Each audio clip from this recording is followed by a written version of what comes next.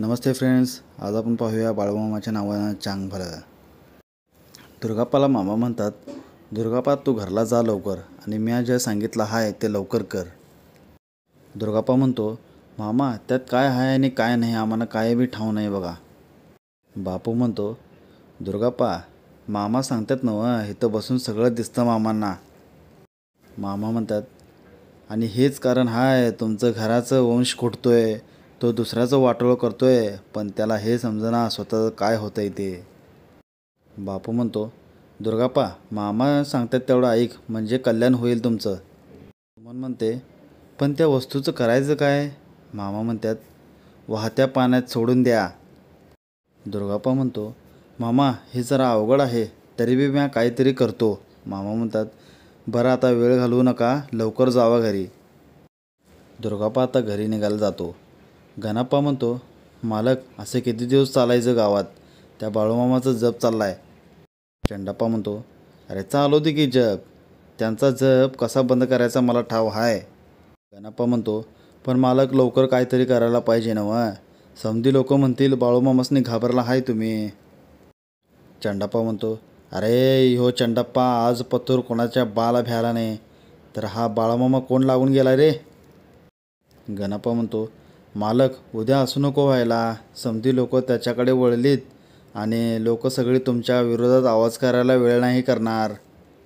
चंडाप्पा म्हणतो, एवढं सोपं आहे वय ते, आमच्याशी वाकडं राहून राहायचं आहे ना लोकांसने. गणाप्पा म्हणतो, मला एक सांगू का, बाळूमामाचं तळच आपल्या गावी नसेल तर तुम्हीच असं काहीतरी करा, बाळूमामासने या गावातून हाकलून लावा, म्हणजे लोक पुन्यांदा तुमच्याकडेच येतील. चंडाप्पा म्हणतो, तसंच करूया काहीतरी. आता आपण तळ्यावर पाहतो.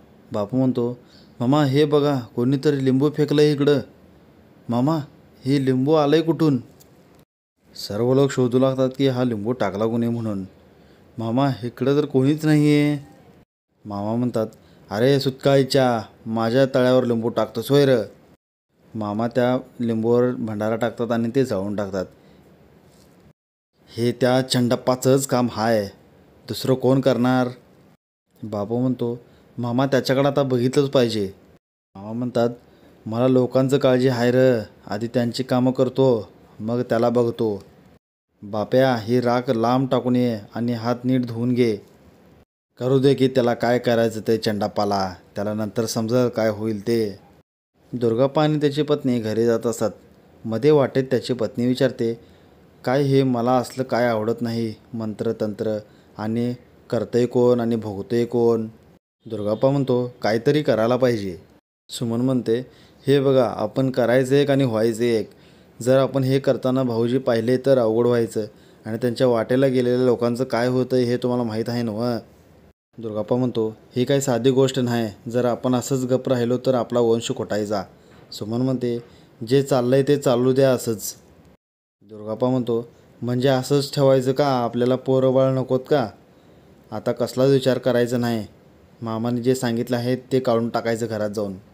सुमन म्हणते, आपण काढून टाकलो तर भाऊजींना आज ना उद्या कळेलच की.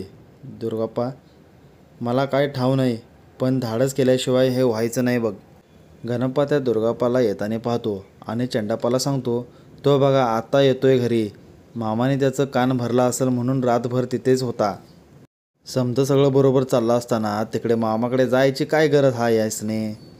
चंडाप्पा म्हणतो, दुर्गाप्पा आत्ता आला का तळ्यावरून, काल रात्रभर तिथेच होता, लय ज्ञान दिला असेल मामाने.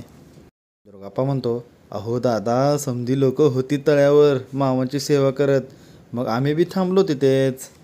चंडाप्पा म्हणतो, घरला कामं असतात कळत नाही होय तुम्हासने. सुमन म्हणते, तसं नाही भाऊजी, मामा जोपर्यंत जा म्हणत नाही तोपर्यंत तिथून कसं जायचं. चंडाप्पा म्हणतो, जायचंच कशाला तिकडे, तो मामा तुम्हासने आठवडाभर थांबायला लावतो, थांबायचं का आपली कामधंदा सोडून तिथे. दुर्गाप्पा म्हणतो, अहो दादा मामा आहे म्हटल्यावर थांबायलाच लागतं ना तिकडं. चंडाप्पा म्हणतो, बरं अजून काय सांगितलं का मामाने. दुर्गाप्पा म्हणतो, नाही नाही तसं काही नाही. गणाप्पा म्हणतो, मालक दुर्गाप्पा हाताच्या बाहेर गेला असं वाटतंय. गोदा शिरप्पाला म्हणते, अहो तळ्यावर सेवा करायला काय नाही, घरला जित्रबा आहेत त्यांना कोण सांभाळायचं. शिरपा आणि गोदा मामापाशी येऊन म्हणतात, घरला जित्रबा आहेत त्यासनी चारा पाणी द्यायला कोण नाही. बापू म्हणतो, अरे एक जण जायचं आणि यायचं परत. मामा म्हणतात, बाप्या ती मुकी जित्रबा आहेत ती तसेच खात नाहीत, त्यासनी आपली माणसं लागतात. आपली माणसं नसेल तर ती या विचाराने काहीच खात नाहीत. गोदा आणि शिरपा म्हणतात, आणि घरला गेले की कधी बी येतील, पैकं मागतील, आणि याची बी आम्ही तयारी केली आहे आता सध्या. मामा म्हणतात, अरे तुम्ही माझ्या तळ्यावर हाय, तुम्हासनी घराबाहेर काढणं एवढं सोपं आहे. बिंदास राहा तुम्ही, कोणी बी येत नाही तुमच्याकडे पैकं मागाय. जरी तो आला तर तो तुमच्या पतूर नाही पोचायचा. मामा त्यांना नारळ आणि भंडारा देतात आणि सांगतात, नारळ देवापाशी ठेवा आणि भंडारा उंबऱ्यावर टाका असे सांगतात. मग कोणी बी येणार नाही तुमच्याकडे.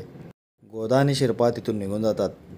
आपण पुढे पाहतो. मामा सखूला म्हणतात, काय ग पोरी कसला विचार करताय. सखू म्हणते, मामा परवा रातच्याला जे झालंय ते पुन्हा नाही ना व्हायचं. मामा म्हणतात, काय बी नाही होणार तुला. दामू म्हणतो, पण आम्ही काय केलंय. मामा म्हणतात, हे बघा तुम्ही इकडे येताय त्याला हे आवडत नाही म्हणून असं करतोय तो. पण तुम्ही घाबरू नका, मी आहे नव्ह, काय बी नाही होणार तुम्हाला.